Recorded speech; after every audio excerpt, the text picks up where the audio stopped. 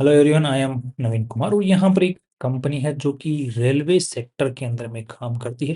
Railway के जो projects होते हैं वो गवर्नमेंट से या फिर जो गवर्नमेंट रिलेटेड जो कंपनियां होती हैं, चाहे पीएसयूज हैं, उनसे ऑर्डर मिलते हैं और फिर उन ऑर्डर्स को ये कंप्लीट करती है, जो कि मेट्रो हो गए या फिर जो शॉर्ट लाइन की जो रेल्स होती हैं या फिर लॉन्ग टर्म की जो मतलब लंबी दूरी की जो रेल्स होती हैं, उनके जो ऑर्डर्स मिलते हैं, चाहे वो इलेक्ट्रिफिकेशन से रिलेटेड हों, चाहे फिर मेट्रो के दरवाज़ों से रिलेटेड हों या फिर कोई ऑटोमेशन करना हो या फिर कोई टेस्टिंग करनी हो, कोई जो ऑलरेडी जो इंस्टॉलेशन हो रखा है उसका। सो जो इंजीनियरिंग वर्क होते हैं या फिर छोटे-मोटे जो काम होते हैं या फिर जिनके ऑर्डर्स निकलते हैं रेलवे की तरफ से, उनके ऑर्डर्स को ये कंपनी लेती है और काम करती है। सो बेसिकली रेलवे से जुड़ी हुई है। ऐसी ही कंपनी काम करने वाली जिसका नाम है E two E transportation and infrastructure limited, ये सेम काम करने का काम करती है। इसका जो आईपीओ है 26 दिसंबर से 30 दिसंबर के बीच में खुलने वाला है। 174 का इन्होंने अपर बैंड सेट किया है और 300 करोड़ रुपीस की इन्होंने वैल्यू लगाई है। नेक्स्ट यहाँ पर जो कंपनी पैसे उठा रही है वो लगभग यहाँ पर 84 सीआर उठा रही है। सारे पैसे कंपनी के पास में ही जा रहे हैं। कंपनी के प्रमोटर्स यहाँ पर अपना स्टेक सेल करते हुए नहीं दिख रहे हैं। दो कंपनी के जो प्रमोटर्स हैं उनके पास में ऑलरेडी काफ़ी कम स्टेक है यहाँ पर और इस आईपीओ के बाद में और भी कम उनके पास में स्टेक रह जाने वाला है। लेट्स सी कि कितना है और कितना परसेंटेज उनके पास में आईपीओ के बाद में रह जाने वाला है। सो दैट इज अराउंड 32% के आसपास में, right, that we can see over here. So काफ़ी कम हो जाने वाला है प्रमोटर्स के पास में stake, that's a negative point और ये एसएमए कैटेगरी के सेगमेंट का आईपीओ आ रहा है। नेक्स्ट अब थोड़ा-सा देख लेते हैं कि कंपनी जो है यहाँ पर अपनी जो वैल्यू लगा रही है, उसकी जो वैल्यू लगाने में हेल्प कर रहे हैं लीड मैनेजर वो है हेम सिक्योरिटीज़ लिमिटेड और इनकी जो परफॉर्मेंस पास्ट की रही है, वो मिक्स परफॉर्मेंस रही है। कुछ आईपीओज़ बहुत अच्छा बेनिफिट दे के जाते हैं जो भाई लोग हैं उनको। कुछ जो आईपीओज़ हैं वो एट पार वैल्यू दे रहे हैं और कुछ जो है वो नॉर्मल वैल्यू पे आ रहे हैं। बेसिकली जो परफॉर्मेंस इनकी शुरुआत में थी, पहले थी, वो काफ़ी अच्छी थी इन्वेस्टर्स को लेकर के। जब एसएमई कैटेगरी की जो कंपनियों का बूम आ रहा था तब बहुत अच्छे वैल्यूज़ ये लेके आ रहे थे। बट आज के दिन जो मोस्टली ये कंपनियाँ लेके आ रहे हैं उनके अंदर में वैल्यू ज़्यादा छोड़ नहीं रही हैं। राइट? तो मोस्टली ये भी देखने को मिल रहा है। सो अभी क्या है कि मार्केट में क्रेज़ है एसएमई कंपनियों का और जिनको जितनी वैल्यू कंपनियों को नहीं मिलनी चाहिए उसके बावजूद भी मिल रही है, बिकॉज़ वो सारे ही सेक्टर्स जो हैं ओवर प्राइस नज़र आ रहे हैं। कुछ को अगर मैं छोड़ दूँ, उनको छोड़ कर के बाकी मोस्टली जो सेक्टर्स हैं वो ओवर प्राइस नज़र आ रहे हैं। वो कुछ ज़्यादा बेनिफिट और फ्यूचर उनका दिख नहीं रहा है। स्टिल उनको मार्केट वैल्यू दे रहा है और उस सेक्टर में जो कंपनी आ रही है उनको बहुत अच्छी वैल्यू मिल रही है। तो उसी की चीज़ का फ़ायदा एसएमई कंपनियों को हो रहा है। अब थोड़ा-सा हम देख लेते हैं कंपनी की जो बैलेंस सॉरी जो आरएचपी है, रेड हेरिंग प्रोस्पेक्टस, तो उसमें उसमें जो इन्फॉर्मेशन है उसको समझने की कोशिश करते हैं। यहाँ पे जो पैसे उठा रही है वो सारे के सारे किस में यूज़ होने वाले हैं। तो working capital requirement, that is रोज़मर्रा का जो कंपनी का काम है, जो कंपनी को ऑर्डर मिलता है उस ऑर्डर को कंप्लीट करने के लिए पैसों की ज़रूरत है। That's nice. कंपनी के जो यहाँ पर देखने को मिल रहा है, कंपनी के जो ये लोग तो हैं प्रमोटर्स, राइट? अब यहाँ पे देखने को मिल रहा है कि ये जो कंपनी के लोग हैं, या जो यहाँ पर हमें देखने को मिलेगा, दैट इज़ ओवर हियर, ये पब्लिक है, राइट? तो पब्लिक के पास में भी इस कंपनी के अच्छा खासा मालिकाना हक देखने को आज के दिन मिल रहा है। नेक्स्ट कंपनी के ऊपर में कुछ खास केसेस की वगैरह आज को दिन देखने को नहीं मिल रहे हैं और टैक्स से रिलेटेड जो सिचुएशन है वो भी कुछ खास देखने को नहीं मिल रही है। दो यहाँ पर मटेरियल सिविल लिटिगेशंस ज़रूर यहाँ पर देखने को मिल रहे हैं, जिनको एक बार हम लोग यहाँ पर देख लेते हैं, व्हाट आर दे।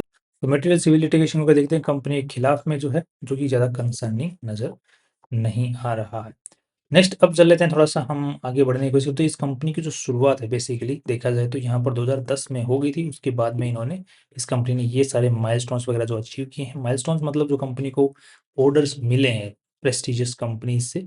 सो जैसे यहाँ पर देखने को मिला है चेन्नई का मेट्रो इंस्टॉलेशन का यहाँ पर जो प्रोजेक्ट है वो मिला है। बाद में उसके ऑपरेशन एंड मैनेजमेंट का जो प्रोजेक्ट है वो भी कंपनी को ही मिल गया अगले 5 साल तक के लिए। These are the good things जो कि कंपनी के लिए जब माइलस्टोन्स नज़र आ रहे हैं। कंपनी को जो आज के दिन चला रहे हैं उनका नाम है सुरजीत जी मुखर्जी एंड यही कंपनी को मेनली डायरेक्शंस यहाँ पर देते हुए नज़र आ रहे हैं, राइट। नेक्स्ट यहाँ पर जो कंपनी के जो सुरजीत जी हैं, मुखर्जी जी हैं, वो लगभग 1 करोड़ रुपए की तनख्वाह जो है सैलरी आज के दिन लेते हैं। जो कंपनी का जो नाम है ई टू ई ट्रांसपोर्टेशन, जो नाम पर्टिकुलरली ये आज के दिन रजिस्टर्ड नहीं है। और इन्होंने ट्राई किया था बट ऑब्जेक्ट हो चुका है, मतलब अभी तक लिस्ट हुआ भी नहीं है, ऑब्जेक्ट हो चुका है, तो उसकी रिप्लाईज़ वगैरह फाइल करेंगे, तो वो जो है ऑफिसर पे डिपेंड करेगा कि वो जो है ये पर्टिकुलर ट्रेडमार्क इनको असाइन करता है या नहीं करता है। बट अभी ऑब्जेक्ट हो चुका है, अभी तक रजिस्टर्ड नहीं हो, मे बी कि इनको अपना नाम बदलना भी पड़ सकता है फ्यूचर में। नेक्स्ट यहाँ पर कंपनी जो प्रॉपर्टीज़ यूज़ करती है वो आज के दिन लीज़ पे देखने को मिल रही हैं, और यहाँ पर जो बाकी जो प्रॉपर्टीज़ हैं वगैरह, सो मोस्टली यहाँ पर लीज़ पे हैं, so there is nothing that company owns. Next यहाँ पर कंपनी में आज के दिन 353 एम्प्लॉइज़ काम करें, मेनली जो है कंपनी जो प्रोजेक्ट मिलता है उसको, प्रोजेक्ट को कंप्लीट करने वाले वर्कर्स यहाँ पर काम करते हुए दिख रहे हैं, बेसिकली इंजीनियर्स हम लोग उनको बोल सकते हैं, नॉट वर्कर्स। नेक्स्ट यहाँ पर कंपनी का जो ऑर्डर बुक है उसके अंदर में 14% सब कॉन्ट्रैक्टिंग एक्सपेंसेस अगेंस्ट रेवेन्यू है, राइट, जो कि सब कॉन्ट्रैक्टेड में जो खर्चा है वो यहाँ पर देखने को मिल रहा है 14%, क्या समझो कि इंक्रीजिंग ऑर्डर के अंदर में, that not that big of A deal over here right ना। नेक्स्ट यहाँ पर कंपनी का टॉप 10 कस्टमर्स से यहाँ पर 96% रेवेन्यू आ जा रहा है। अब कंपनी के जो मेनली कस्टमर है तो गवर्नमेंट ही है, तो अब वो अलग अलग जो गवर्नमेंट्स हैं, जैसे चेन्नई मेट्रो हो गई, या फिर दूसरे स्टेट की मेट्रो हो गई, फिर रेलवे हो गया, फिर रेलवे में भी डिपार्टमेंट्स हैं, अलग अलग रेलवे हैं, इस तरीके से कस्टमर अलग अलग है, right, a different GST number is a different customer. Next यहाँ पर ये इनके आप लोग पिक्चर्स वगैरह देख सकते हैं कैसे ये जो काम है वगैरह करते हैं, इनको काम मिलता है कि हाँ भाई ये लाइन बिछाओ, इस चीज़ को ऑटोमेशन को देखो, इस चीज़ ये जो इस पर्टिकुलर प्लेस के ऊपर में एक इंस्टॉलेशन करो, आप लोग थोड़ा सा मतलब एक फ्रेमवर्क तैयार करो, तो वो इनके जो इंजीनियर्स जो हैं वो काम करके देते हैं। वाईफाई लगाओ स्टेशन के ऊपर में, तो इनके लिए काम है, राइट, तो because ultimately whatever the order the company gets its work for the company. अब यहाँ पे देखने को मिला कि 925 करोड़ की ऑर्डर वैल्यू की इनके पास में ऑर्डर्स हैं, जिनमें से इतना तो बुक कर चुके हैं, और 401 करोड़ रुपए के आज के दिन भी इनके पास में ऑर्डर्स पड़े हुए हैं, जो कि अभी तक करने बाकी हैं।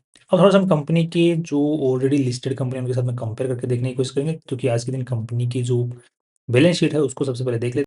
टोटल मिला के 310 करोड़ रुपीज़ की इस कंपनी की बैलेंस शीट है, मतलब इतना पैसा इस कंपनी में आज के दिन लगा हुआ है, जिसमें से अगर हम लोग इन्वेस्टर्स का पैसा देखते हैं तो वो 300 एंड सॉरी इन्वेस्टर्स का जो पैसा देखते हैं तो वो 108 करोड़ रुपीज़ ही है, राइट। उसके अलावा जितना भी पैसा कंपनी में लगा हुआ है वो सारा उधारी का है, right. Debt to equity ratio before the IPO of the company is बेकार, बट अगेन गवर्नमेंट है तो थोड़ा सा गवर्नमेंट के जो प्रोजेक्ट्स मेनली वो लेती है कंपनी, तो गंदा खराब तो है ही बैलेंस शीट का जो हिसाब किताब है, बट स्टिल इतना खराब नहीं मानेंगे, बिकॉज मार्केट जो है इस टाइप की कंपनी को ज़्यादा अच्छी वैल्यू दे रहा है, ज़्यादा कुछ, क्योंकि अल्टीमेटली लोन लिया है, काम पूरा करेगी तो पेमेंट आएगा, ऑर्डर, राइट, अटकेगा नहीं पैसा, अल्टीमेटली लेट हो सकता है, मतलब भगवान के घर में देर है बट अंधेर नहीं है, तब तक इंटरेस्ट जो है पेमेंट ये कंपनी ही करती रहेगी, वो वाला हिसाब किताब है।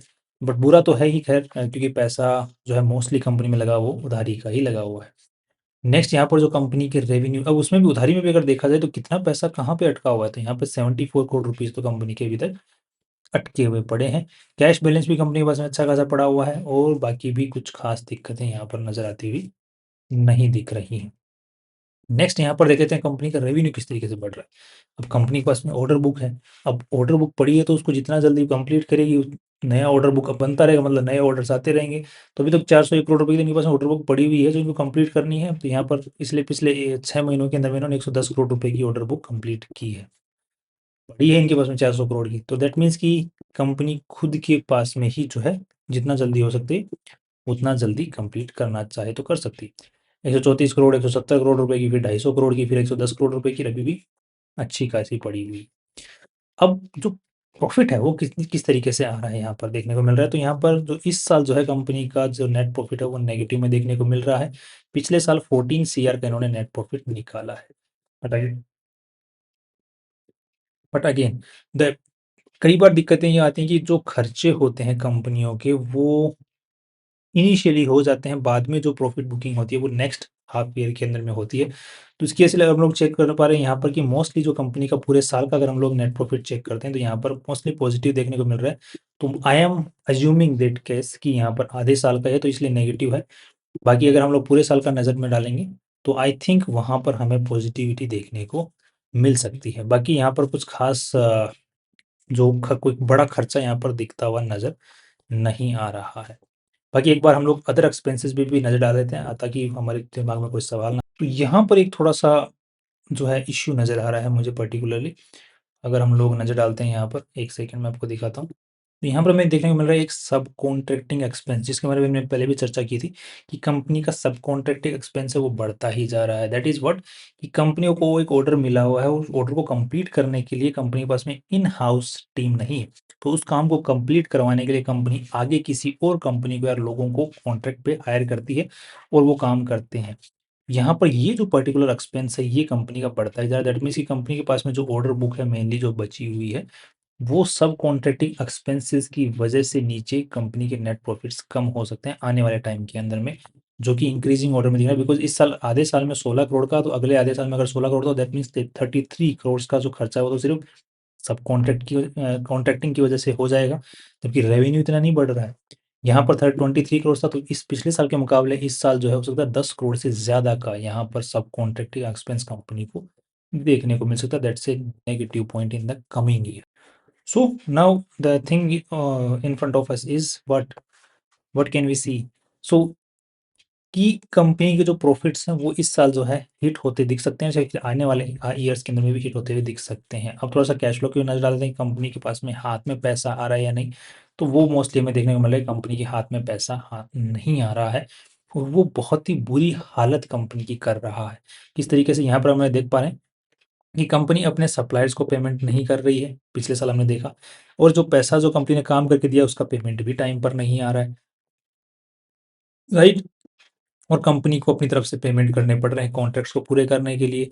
तो कंपनी के हाथ में जो पैसा है वो बच ही नहीं रहा है। यहाँ पर net cash flow from operating activities should not be 9 crore, but it should be more than that, because यहाँ पर पेमेंट देख करना तो बाकी पड़ा 34 करोड़ इस, राइट।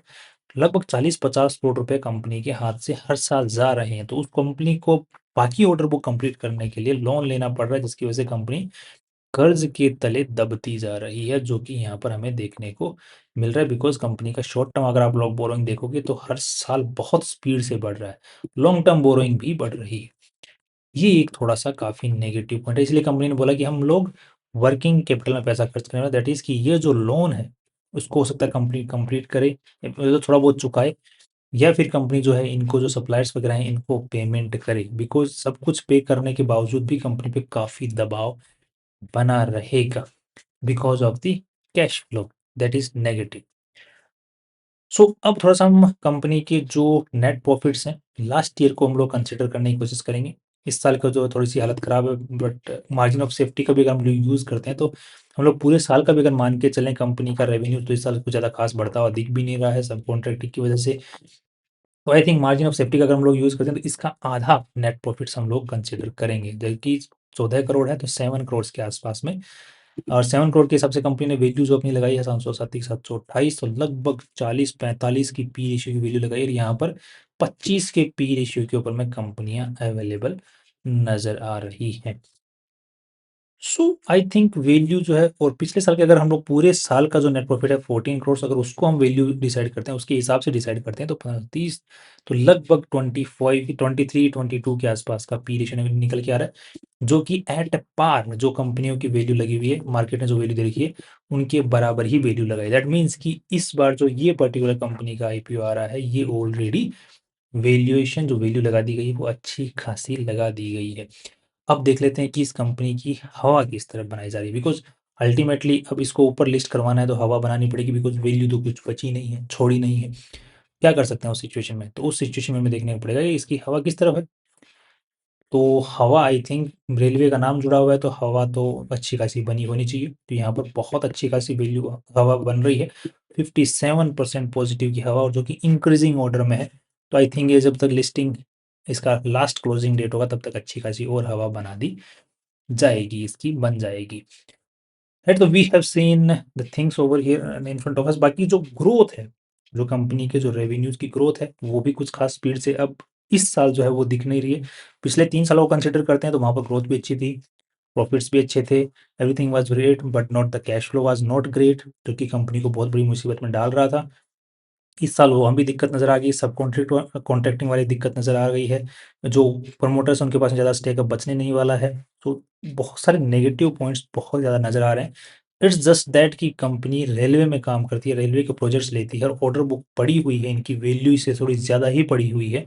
वो एक पॉजिटिव पॉइंट इस कंपनी के पास में नज़र आ रहा है। बाकी उसके अलावा अगर हम लोग पूरी ऑर्डर बुक को भी अगर कंसीडर कर लेते हैं 400 करोड़, जिसको अगर हम लोग का यहाँ पर नेट प्रॉफिट कितना निकाल ले पा रही है कंपनी अपने रेवेन्यू का, तो हम लोग और पूरी ऑर्डर बुक को देख लेते हैं। 400 करोड़ की बची हुई है, तो नेट प्रॉफिट ही निकाल ले पा रही है लगभग कितना 7-6-7% के आसपास में।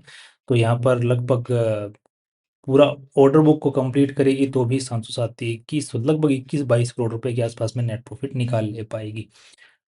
That is not a big thing. अगर 300 करोड़ रुपए की वैल्यू वाली कंपनी और पूरी ऑर्डर बुक को भी कंप्लीट करेगी तो भी 20-21 करोड़ रुपए, 25 करोड़ हाईएस्ट मान लो तो वो कमा लेगी, तो वो बड़ी चीज़ नहीं है वहाँ पर।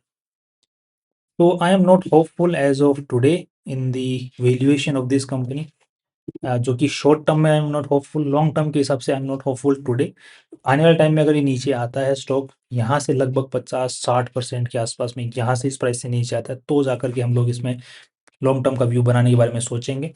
बाकी लिस्टिंग गेन की अगर बात करें तो यहाँ पर हवा अच्छी बनाई जा रही है, और ये हवा अगर बनी रहती है at the end of the जो अप्लाइंग डेट है, तो इसके सिर्फ लिस्टिंग गेन पर्पस के लिए हम लोग इसमें अप्लाई कर सकते हैं। That's all from my side. बाकी आप कोई भी अपना डिसीजन बनाएं, दैट्स अपने फाइनेंशियल एडवाइजर से पूछ के और रिसर्च करने के बाद में ही बनाएं। Finally see you tomorrow.